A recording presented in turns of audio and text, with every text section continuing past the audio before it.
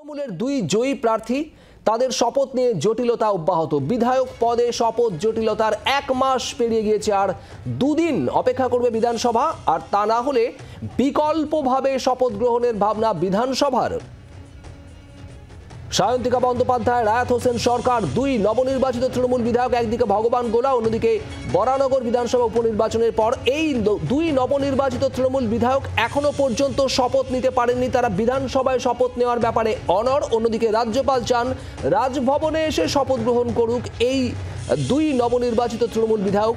জটিলতা ঠিক এই জায়গাতেই, এখনো পর্যন্ত শপথ নেননি এরা কেউই। আর দুদিন অপেক্ষা করবে বিধানসভা, আর না হলে বিকল্পভাবে শপথ গ্রহণের ভাবনা বিধানসভার। বেশ কয়েকদিন বিধানসভায় ধর্ণাও দিয়েছেন দুই নবনির্বাচিত তৃণমূল বিধায়ক। তাদের বক্তব্য, বিধানসভাতেই শপথ গ্রহণ করবেন তারা।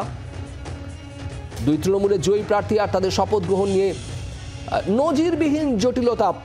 1 মাস পার হয়ে গিয়েছে, এখনো পর্যন্ত শপথ নিতে পারেননি দুই নবনির্বাচিত বিধায়ক। প্রবীর চক্রবর্তী আমাদের প্রতিনিধি রয়েছেন আমাদের সঙ্গে। প্রবীর, এবার বিকল্পভাবে শপথ গ্রহণের ভাবনা বিধানসভা, ঠিক কি খবর? দেখো, 4 জুন লোকসভা নির্বাচনের ফলাফলের সঙ্গেই এই পশ্চিমবঙ্গ বিধানসভা উপনির্বাচনের ফলাফল বেরিয়েছিল। প্রায় 1 মাস হতে চললো, আগামীকাল 4 তারিখ জুলাই 1 মাস সম্পূর্ণ হবে।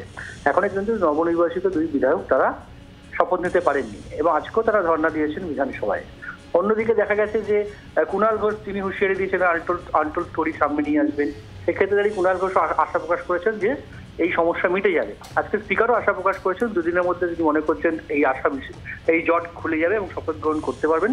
কিন্তু দুদিনের মধ্যে যদি কিছু না হয় তাহলে বিকল্প কোনো ভাবনা ভাবতে হবে বলে স্পিকার কিন্তু ঘনিষ্ঠ মহলে জানিয়েছেন বলে জানতে পারা যাচ্ছে। প্রবীর, ধন্যবাদ। 1 মাস অতিক্রম হতে চলেছে আগামীকাল। 4 জুন ফল বেরিয়েছিল এই দুই বিধানসভা উপনির্বাচনেরই।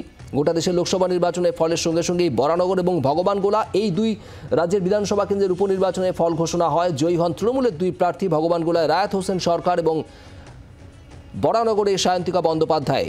এবং তারপর থেকেই এই দুই নবনির্বাচিত তৃণমূল বিধায়কের শপথ গ্রহণ নিয়ে জটিলতা তৈরি হয়।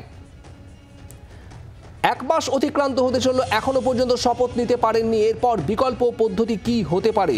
ইতিমধ্যেই বিকল্পভাবে এই দুজনকে শপথ গ্রহণ করানোর চিন্তা ভাবনা করছে বিধানসভা, এমনটাই খবর, যেমনটা প্রবীর জানাচ্ছিল আমাদের প্রতিনিধি। রাজ্যপাল তিনি রাজভবনে এই দুই বিধায়ককে শপথ গ্রহণ করাতে চান। অন্যদিকে বিধানসভাতেই শপথ নেওয়ার বিষয়ে অনড় দুই বিধায়ক, তারা ধর্ণাও দিয়েছেন বেশ কয়েকদিন বিধানসভা চত্বরে।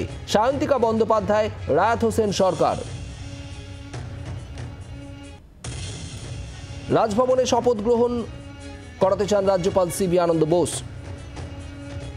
আর দুদিন অপেক্ষা করবে বিধানসভা, আর তারপর বিকল্পভাবে শপথ গ্রহণের ভাবনা বিধানসভার। এই দুই নবনির্বাচিত তৃণমূল বিধায়ককে শপথ গ্রহণ করানো হবে বিকল্প কোনো পথে, কিন্তু সেই বিকল্প পথ কি হতে পারে ইতিমধ্যেই চিন্তা ভাবনা শুরু করেছে বিধানসভা, এমনটাই খবর।